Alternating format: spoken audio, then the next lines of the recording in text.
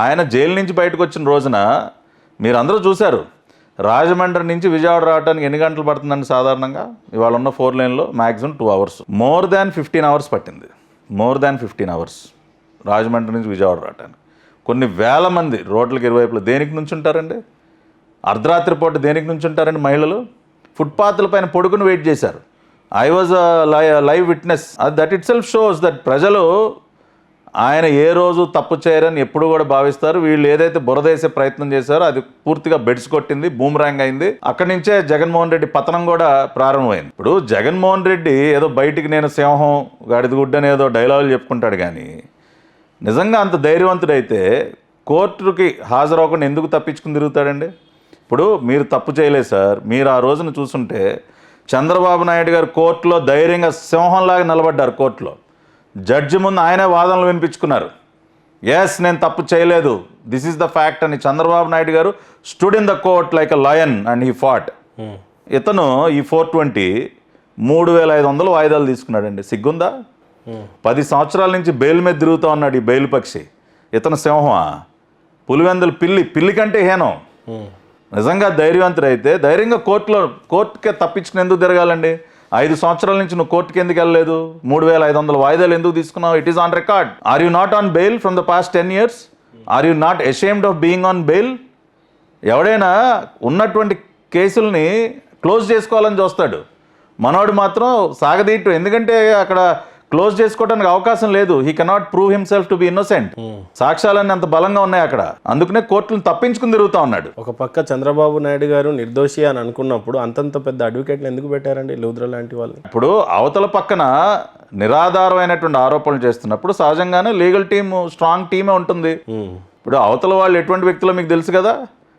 ఇప్పుడు కొంతమంది మోచేతి నీళ్ళు తాగేటటువంటి అధికారులని, ఈ పొన్నవోలు సుధాకర్ రెడ్డి లాంటి సన్నాసుల్ని అడిషనల్ అడ్వకేట్ జనరల్గా పెట్టుకుని వాళ్ళు ఇంత కుట్రలు పనుతుంటే మేము వీక్గా ఎందుకు ఉండాలి? We will be strong. Yes, మాకు ఏ తప్పే ఉంది దానిలో. మాకు స్ట్రాంగ్ లీగల్ టీమ్ ఉండటంలో మేము వీఆర్ ఫైటింగ్ అగేన్స్ట్ టైరెంట్ అండి.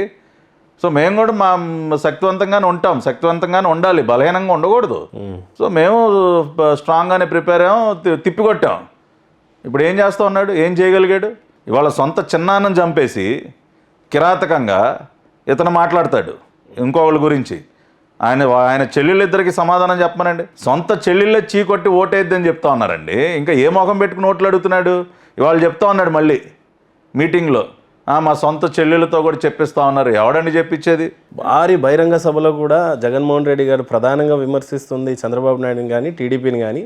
కుటుంబంలో ఇంకా ముందు చాలా గొడవలు పెట్టించే ప్రయత్నం చేస్తారు, కుట్రలు పన్నుతూ ఉన్నారు. నా పక్షాన మీరే నిలబడాలి ప్రజలు అని అభ్యర్థిస్తున్నాడు. ఏ రకంగా చూడాలి ఇది? ఇప్పుడు ఎంత హాస్యాస్పదంగా ఉందంటే, జగనన్న వదిలిన బాణాన్ని నేనని చెప్పి నీకోసం పాదయాత్ర చేసినటువంటి చెల్లి, అదేవిధంగా దాదాపు 3-4 దశాబ్దాలు నీ కుటుంబం కోసం ఎంతో శ్రమించినటువంటి నీ చిన్నాన్న బిడ్డలు, వాళ్ళని ఎవరైనా ప్రభావితం చేయగలరండి? బయట వ్యక్తులు ప్రభావితం చేయగలరా? నీకు అంత సన్నిహితంగా ఉన్నటువంటి నీ ఫ్యామిలీ నీ కోసం కష్టపడ్డారు, నువ్వు ముఖ్యమంత్రి అవటం కోసం కష్టపడ్డారు. నువ్వు వాళ్ళని నీ రాజకీయం కోసం ఉపయోగించుకుని నువ్వు నిర్దాక్షిణ్యంగా వాళ్ళని రోడ్డును పడేసావు, ఆడపిల్లలను కూడా చూడకుండా. సొంత చిన్నాన్నని నీ రాజకీయం కోసం బలి చేసావు. కాబట్టి నువ్వు ఎటువంటి వ్యక్తివో వాళ్ళు అర్థం చేసుకుని, నువ్వెంత నరరూప రాక్షసుడు అర్థం చేసుకుని వాళ్ళే మా అన్నకి ఎవడు ఓటు వేయొద్దు, he's not fit to be a chief, అసలు he's not only fit to be a chief minister but he's not fit to be in public life. ప్రజాసేవకి ఇతను పనికిరాడని చెప్తా ఉన్నారు. ఏ చెల్లైనా ఏ అన్న గురించి అని చెప్తుందా అట్లా? ఒకళ్ళు కాదు, ఇద్దరు. ఎంత దారుణం అండి. సొంత చిన్నాన్న ఆ రకంగా అవినాష్ రెడ్డిని, భాస్కర్ రెడ్డిని అడ్డం పెట్టుకుని ఎన్ని ఎవిడెన్సెస్ బయటకు వచ్చాయండి. ఇంకా ఇవాళ ఏ ముఖం పెట్టుకుని ఇంకా మాట్లాడుతున్నాడు, ఇంకా నమ్మించేటటువంటి ప్రయత్నం చేస్తూ ఉన్నాడు. ఆ రోజున తెల్లవారుజామున 4:30-5 నీకు తెలీదా? నువ్వు అజయ్ కలాం రెడ్డికి చెప్పలేదా మా చిన్నాన్న చనిపోయాడని చెప్పి? బయటకేమో గుండుపోటని నువ్వు బ్రేకింగ్ న్యూస్ లేలేదా నీ ఛానల్లో? రాత్రంతా అవినాష్ రెడ్డి నీతో చాట్ చేయలేదా? ఆ రికార్డ్స్ లేవా? అవన్నీ సిబిఐ మీరు చదవండి, అఫిడవిట్లు, సిబిఐ ఛార్జ్ షీట్లు చదవండి. నువ్వు సిబిఐ ఎంక్వైరీ కావాలని నువ్వు అపోజిషన్ లీడర్గా ఉన్నప్పుడు నువ్వు కోర్టులో పిటిషన్ వేసి నువ్వు వెనక్కి ఎందుకు తీసుకున్నావు? ఇది ఒక్కటి చాలదా? ఎవడన్నా వెనక్కి తీసుకుంటాడా? ఇప్పుడు ముఖ్యమంత్రి అయిన తర్వాత ఇంకా ఎంత తొందరగా కేసుని క్లోజ్ చేద్దామని ప్రయత్నం చేస్తాం. అపోజిషన్ లీడర్గా ఉన్నప్పుడేమో సిబిఐ ఎంక్వైరీ కావాలన్నాడు, ముసలి కన్నీరు కాల్చి అయ్యో మా చిన్నాన్న అని చెప్పి ముసలి కన్నీరు కార్చాడు ఓట్ల కోసం. సీఎం అయిన తర్వాత ఇమీడియట్గా ఉన్నటువంటి సిట్ని డీగ్రేడ్ చేశాడు. చంద్రబాబు నాయుడు గారు ఒక అడిషనల్ డీజీ స్థాయి అధికారితో స్పెషల్ ఇన్వెస్టిగేషన్ టీం వేస్తే రాగానే ఆఫీసర్ని రిమూవ్ చేసి ఒక ఎస్పీ స్థాయి అంటే హీ డీగ్రేడెడ్ ఒక ఎస్పీని పెట్టాడు.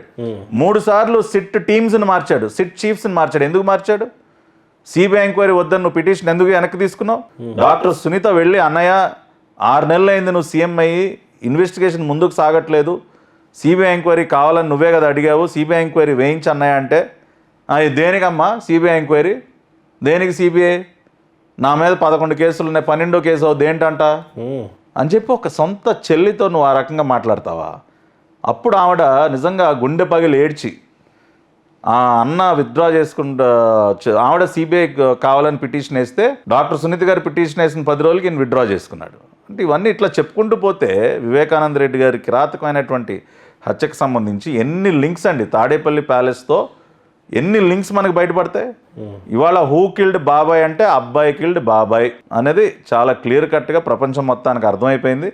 అందుకనే ఇతను ప్రజా సేవకి ప్రజా జీవితానికి పనికిరాడు. సొంత చెల్లెల్ని రోడ్డును పడేసినాడు, రాష్ట్రాన్ని ఏం కాపాడతాడు, సొంత కుటుంబానికి ఏం చేయలేని వాడు మనకేం చేస్తాడని ప్రజలందరూ కూడా డిసైడ్ అయిపోయి ఎంత త్వరగా మే 13 ఎప్పుడు వస్తుందా, ఎప్పుడెప్పుడు బటన్ నొక్కుదామా అని చెప్పి ఎదురు చూస్తూ ఉన్నారు. ఒక పక్క టీడీపీకి పాదయాత్ర చేసినటువంటి నారా లోకేష్ గారి పాదయాత్ర యువగలం ఏ రకంగా మీకు ఉపయోగపడుతుంది? నిజంగానే ఆ పాదయాత్ర వల్ల మీకు ఏమైనా లాభం ఉందా? ఖచ్చితంగా చాలా లాభం జరిగింది పార్టీకి. యువగలం పాదయాత్ర ఒక ఆదరణనే కోల్పోయింది యువగలం పాదయాత్ర జనాల్లో అని చెప్పేసి ప్రధానంగా వైఎస్ఆర్సీపీ ఏ రకంగా మాట్లాడతారండి? ఆ రోజు యువగలం పాదయాత్ర సందర్భంగా మనం ప్రజల నుంచి వచ్చినటువంటి స్పందన, మా దగ్గర ఏం గ్రాఫిక్స్ ఉండవండి, సిద్ధం సభల్లో లాగా గ్రీన్ మ్యాట్ వేసి మీకు బాగా తెలుసు కదా, అసలు గ్రీన్ మ్యాట్ ఎవడన్నా వేస్తారండి పబ్లిక్ మీటింగ్స్కి? సిద్ధం సభలకి గ్రీన్ మ్యాట్ దేనికండి? గ్రాఫిక్స్ చేయడానికే కదా. యోగళం పాదయాత్రలో నారా లోకేష్ గారు ఏం గ్రీన్ మ్యాట్ మీద నడవలా, మేమేం గ్రీన్ మ్యాట్లు పరచలా, కానీ తండోపతండాలుగా కొన్ని వేల మంది వచ్చారు. దాదాపుగా 3200 కిలోమీటర్లు నారా లోకేష్ గారు పాదయాత్ర. ఎన్ని ఆటంకాలు ఎదురైనా ఆయన పాదయాత్రకి ఎన్ని అడ్డంకులు సృష్టించారండి? పర్మిషన్లు ఇవ్వలేదు, నడవనివ్వలేదు, ఆఖరికి ఆయన మైక్ కూడా లాక్కున్నారు. ఆయన క్యాంపెయిన్ స్టేజ్ని కూడా వాడుకునేవాళ్ళ